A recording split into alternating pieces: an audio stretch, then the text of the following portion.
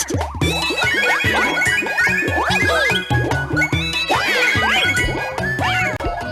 video game Crash of 1983 by Yarnevich.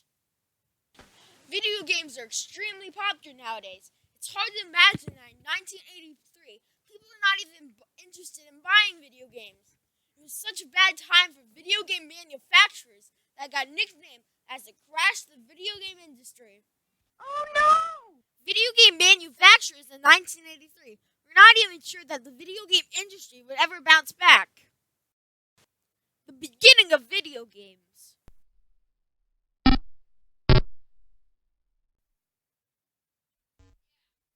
During the 70s up to the mid-80s, Atari was recognized the leader in all areas of video games.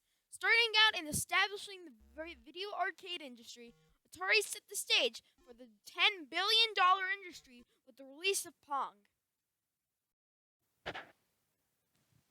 Next came the release of the video game cartridges. Video game cartridges gave manufacturers the ability to create many different individual games for their systems. The earning potential on their systems just went up. With the release of Space Invaders on the VCS video computer system, it ignited a fever never before seen in video games. So what went wrong if the industry was so strong? The 5 reasons the video market crashed. Reason 1. Poor game design. Could Pac-Man really be the cause of the crash of the video game industry in 1983? Or was it E.T.'s fault? Dun dun dun! Pac-Man is one of the most recognized video game characters of all time. Pac-Man was by far the most popular video game at arcades all around the world. In 1980, Atari attained the license which would allow them to release Pac-Man in a cartridge version of the game on the Atari 2600.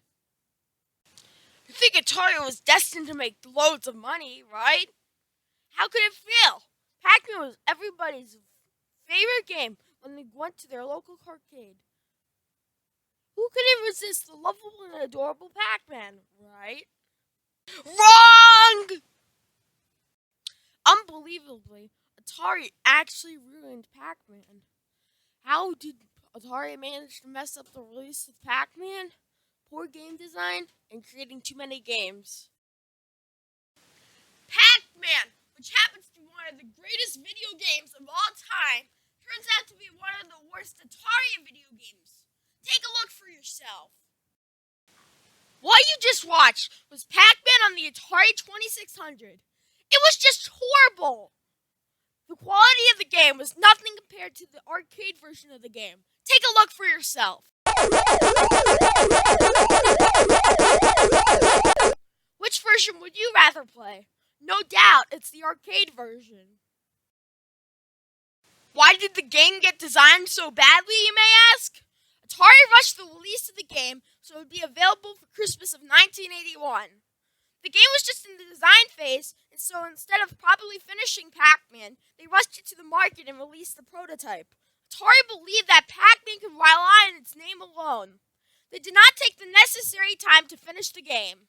People hated the game, and many demanded their money back. Overall, about 7 million copies of Atari Pac-Man were sold, but 12 million were manufactured. So that is 5 million copies of Pac-Man that would end up in the dump. You think Atari would have learned their lesson, but no. They did it again, with poor game design. This time, it was with E.T. E.T. was one of the top-selling movies of all time. It was released back in June of 1982. The movie got licensed to be made into a video game. Atari bought the rights to make E.T. a video game.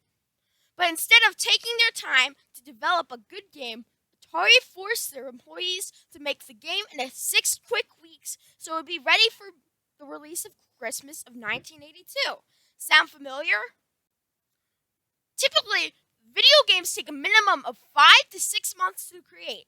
But Atari wanted E.T. to be done in 6 weeks because of Christmas. Here, take a look at E.T.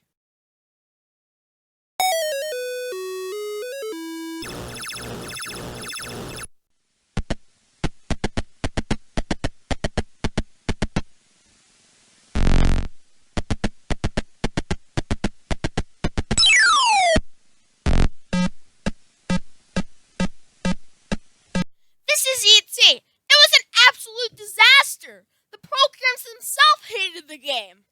Practically everybody returned the game. The ET game is still considered one of the worst video games of all time, even till this day. There were 5 million cartridges made, and most of them were returned to Atari. They were taking up too much storage space to store it at Atari headquarters, so Atari decided to dump them in a landfill in New Mexico. Reason 2. Atari manufactured too many games. Atari, in their arrogance, thought that their company could not be touched by anything. Their video game console was better than anything else out there. In 1981, there were about 10 million game consoles being used in households, but Atari decided to make 12 million games. What were they thinking? You do the math. 12 million to minus 10 million equals 2 million. So that means there was 2 million extra copies of Pac-Man that would never be needed. Reason 3. Too many games on the market. Any company could produce Atari games. E.T. and Pac-Man were not the only two bad games that left consumers feeling like they should not waste their money on video games. There were plenty more. You could basically find any game in the market you could think of. For example, the Kool-Aid Company made a game called Kool-Aid Man on the Atari 2600, and it's not very good. But Atari made a huge mistake when creating their system. There was no locks on the system. This means anybody could create a game on the Atari 2600 and sell it in the market. Many Atari programmers were frustrated with their low pay, and they received little recognition given to their games they created. So many decided to quit Atari and go on their own. Many third-party companies opened up and started to compete with Atari. Reason 4. Too many game consoles on the market. There wasn't just too many games. There was too many different game consoles produced. Nowadays, we have the Xbox One, the PlayStation 4, and the Wii U. But they had tons of consoles back then. Here are a few, and which one would you buy? Reason 5. Home computers. Computers were very affordable and reasonable priced. And they had long-term memory, which means you didn't have to start over every time you turned on the game. And also, computers offered new options like word processing, spreadsheet programming, database-based software, as well as more video games. By 1983, Atari lost $536 million. Recovery from the crash of 1983, Nintendo. Consumers lost confidence in the video game industry, and business analysts saw no long-term future for the video game business.